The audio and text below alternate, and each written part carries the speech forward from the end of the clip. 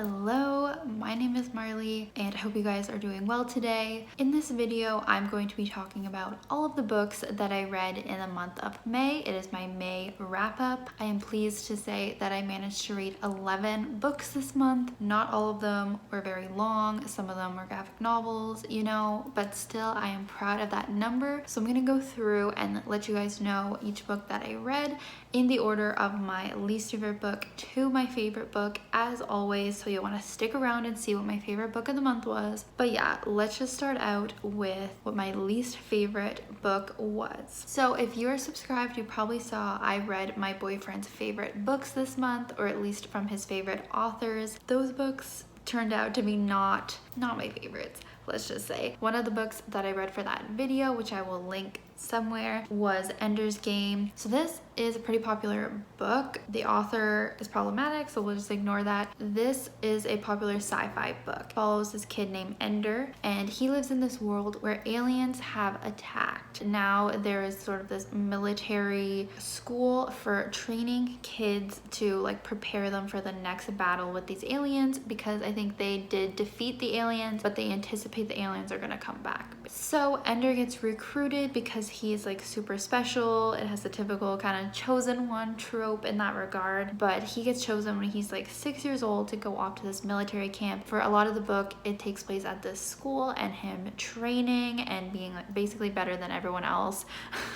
at this school. So yeah, I liked some elements of this. I don't read a lot of stories like this that take place regarding like space and aliens. Basically the fifth wave, I feel, and The Host are like the only alien books I've read. So that was interesting. I really liked the ending of this book. That definitely was the best part. There are some twists at the end, and it does leave you with like this nice sort of feeling at the end when everything comes together, and it just promotes like being understanding and tolerant of one another, which is kind of ironic considering the author is not super tolerant from what I've heard. Oh, and I gave this a 2.5 star because I did like some things about it, but there were just parts that were really boring to me that I just did not enjoy as much, and that's why I had to rate it lower. It's just not the type of book that I would normally read, but I'm glad that I read it. I'm glad that I got to see what the heck Ender's Game was about. So another one of my boyfriend's books that I read and I also gave 2.5 stars to was Carrie by Stephen King. So this was the first Stephen King book I've ever read, and I think it's the first one he ever wrote, if I'm not mistaken. As most people know, Carrie follows this teenage girl named Carrie who is bullied and abused by basically everyone in her life, and she ends up developing these telekinetic powers and sort of taking revenge on those people.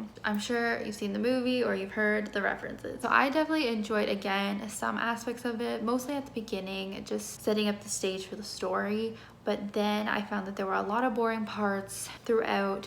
I found some scenes to be disturbing to read. Honestly, at the very end, when you think would be the most exciting part, I still found it to be very boring because I knew what was gonna happen, whether it was because I'm familiar with the story or because Stephen King was kind of hinting towards what was going to happen throughout the whole book anyway. Even if you didn't know what was going to happen, you would if you read the book. So I just found it to be a little bit lackluster for me, so that's why I had to rate it a little bit low. The next book I read was for a vlog that I did on my channel this month, and it was They Wish They Were Us by Jessica Goodman, and I gave this a 3 out of 5 stars. So this is a YA mystery thriller-esque book. We follow our main character named Jill.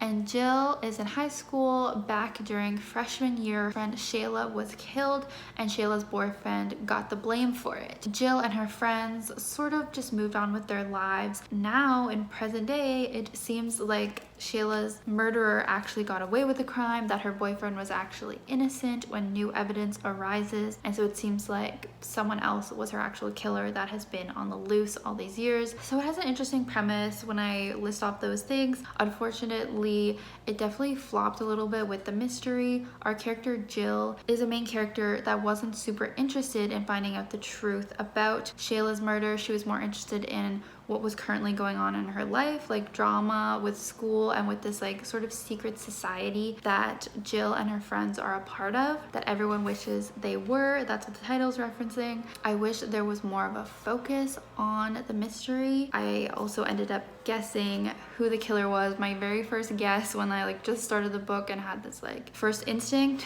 I was right. So it's not the most twisty book out there, but if you're like easing into the YA mystery thriller genre, then it might be good for you, because the thriller mystery elements are lighter in this book. But as someone who's read a few of them, there just wasn't enough focus on the actual thriller mystery going on. But if you're into like secret societies and like things that center around like private schools and those sort of topics, then I think you would like this one. Another book that I read in a series I started this month was the Unbecoming of Mara Dyer series by Michelle Hodkin. So these books are from back in like 2011. They were one of those popular YA paranormal series, and I just never got to it. So I was really excited to finally read these books after seeing so much hype from them from like 10 years ago, and I gave this book 4 stars. So if you haven't heard the premise of Mara Dyer, basically we're following this girl named Mara Dyer. She is a teenage girl, 16 or something like that, and she gets in this accident with a bunch of her friends, and all of her friends die, and she is left mysteriously unharmed. Then her family ends up moving to this new town to kind of have a fresh start because of all this trauma she's endured, and weird things start happening. She thinks she's having hallucinations, seeing weird things, and maybe has some sort of weird power growing inside of her. While there, she also meets this mysterious boy named Noah Shaw, and it seems like he might have some weird stuff going on as well. Pretty basic premise, but I really enjoyed this. I felt like there were a lot of like 2011 flaws that were involved. The amount of times they did say Mara was not like other girls, or the amount of times there was the breath she didn't know she was holding. There was even a quote, I don't know if it was the first one or the second one, where she's like, I saw my mom release a breath I didn't know she was holding. Like, she's even dragging her mom into this. But anyways, I still enjoyed it. I thought that the mystery element was pretty cool of like what the heck is going on with Mara and with Noah. I really like Noah as a love interest. I think Mara and Noah are pretty cute. So yeah, I definitely enjoyed this book quite a bit and was eager to get to the second one, which I then picked up, The Evolution of Mara Dyer, the second book, and I gave it 4 stars as well. Pretty on par. My main complaint, well, I'll say the plot did start moving ahead a little bit more. We finally like found out a bit more about the villain character in this series. However, I do feel like the plot is getting dragged out to be a trilogy. Like, this probably didn't need to be a trilogy because of how much the story is getting dragged out. But as I reflect, I realize a lot of YA series do that, and especially a lot of them from when I was a teenager that I read. For example, House of Night, there's like a million books in that series. The Selection, which I only read recently, but it was from that time. There's like 3 books for a plot that like doesn't need it. So that's definitely a trend that was happening, obviously to get more money out of us teens or us adults who read teen books. Anyways, still really enjoyed it. If you want to read it like a throwback series, maybe you just read Shadow and Bone, and you are like wanting another throwback YA series, I'm really enjoying this one, and definitely eager to get to the 3rd book and like finally see the conclusion that I feel has been dragged out quite a bit. Yeah, Mara is definitely a fun character to read about. I really like the family aspects as well that are involved in this. Mara is also mixed race. She comes from a mixed family, which I think is interesting because I feel like, especially for the times, like during the 2010s, books were not as diverse, right? It's so much like white people. So that was also kind of cool to see that from a book that's so old. Then we get to the 3rd book that I read from my boyfriend's shelf, which was Batman: The Long Halloween by Jeph Loeb and Tim Sale. So this is a graphic novel. It is a Batman story, obviously. If you don't know who Batman is,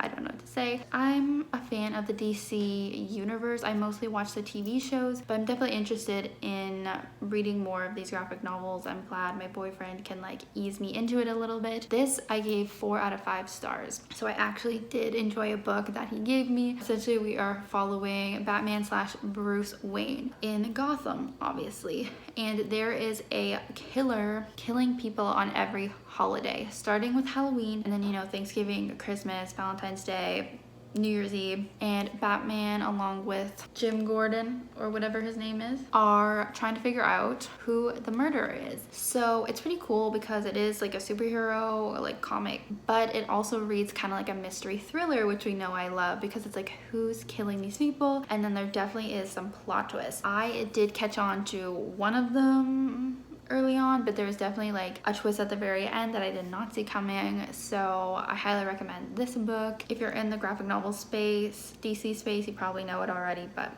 it was new to me. Another YA mystery thriller that I read this month was Sadie by Courtney Summers, and I gave this 4 out of 5 stars. I very much enjoyed it. Essentially, we are following our main character, Sadie, this young teenage girl. Her sister got murdered and the police never figured out who actually murdered her. So Sadie takes it upon herself to try and figure it out, kind of going on this road trip, following these clues that she has and like who she thinks it is, trying to track them down. While we're seeing that, we are also seeing a podcast put on by Wes McCrae, and he's basically reporting on this whole mystery and like telling us all the clues and like trying to figure out where Sadie is because she's still missing. This book was not quite as fun as I thought it would be, but it was still very good, very hard hitting. Deals with some serious topics like addiction, as Sadie and her sister's mother was an addict. Deals with sexual abuse and just like the harsh things that can happen to young girls. So definitely recommend this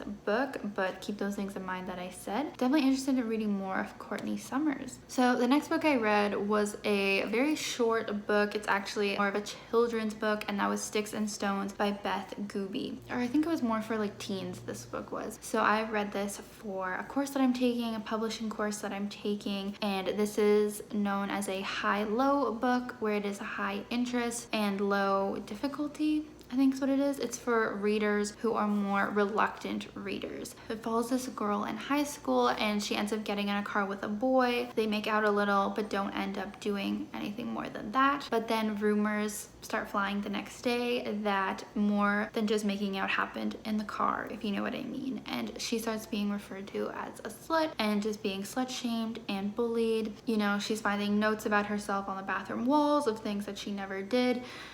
Stuff that people for sure deal with, unfortunately. And it's just sort of about her rising up and kind of doing something about it. I found this book to be really great. I think it teaches like a good message, or like focuses on a good message and relevant topic for teens in high school. And it was also a very easy read, as I said, for those readers who have trouble reading or don't like to read. It was high interest and low difficulty to get through. So if you know a reader like that, you could recommend this book to them. Yeah, so I would give it like 5 out of 5 stars. Took me not very long to read at all. So the next books I read were actually manga. It's my Deathnote collection coming back. So I read volumes 3 and 4 from my Deathnote collection. If you guys don't know, this is based on a very popular anime that I love, and we follow Light Yagami. And basically this Deathnote falls to the human world and he stumbles upon it. And a Deathnote is basically a note from a Shinigami, a god of death. And whatever name you write in it, they will die. So Light gets hold of this and sort of just starts using it and getting into some drama.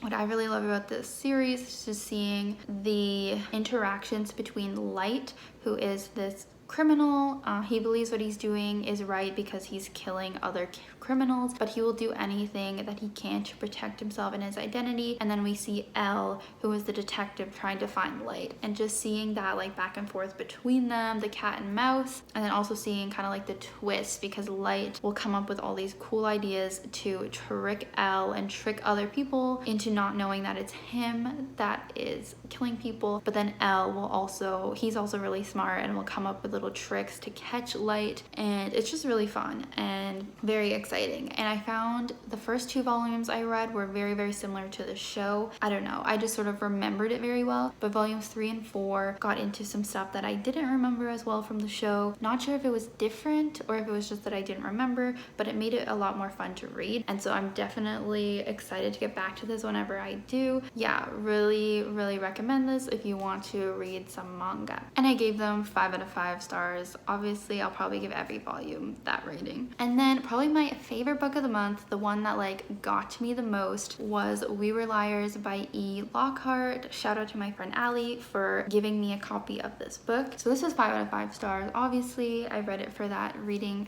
YA thriller vlog. This was actually more of a YA mystery. It wasn't super thrilling, but it kept me so engrossed in the story the whole time, and that's why it had to be my favorite book, because I feel like it's been a while since I had a book that actually gripped me so much. The chapters are like so short, so that is perfect to get through because you just feel like you can keep reading because you know, oh, the next chapter is like 2 pages, I can read that. Anyways, the premise of it is that we are following our main character, what is her name? Cadence or Katie.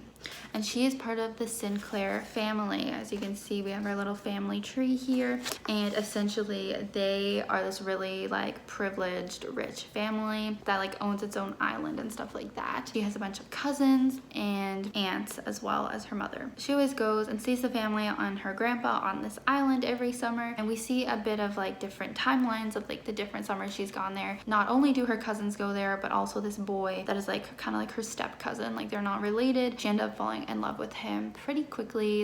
They both fall in love with each other. And then one summer, I think it's the year that she's 15, she has this really bad accident that really affects her head. She is left with having these really bad migraines, and worst of all, she has lost a lot of her memory of that summer, especially leading up to that accident. While she's recovering, she's trying to figure out what happened and why all of her cousins are not really speaking to her anymore, until finally she's healed up a little bit. She does go back to the island. She's getting to see all of those cousins and that boy again that she had been in love with, and she's trying to figure out what happened, why no one's telling her what happened that summer with the accident. So that's why it's a mystery. Like, you're dying to know what happened to her, why no one's talking about it. They want her to figure out herself. And then the twist, I don't want to like overhype the twist just in case, but I know it definitely really shocked me and really upset me. So be aware of that. I think most people have read this by now because it's a bit of an older YA book. I guess I read quite a few kind of throwback books this month, so that's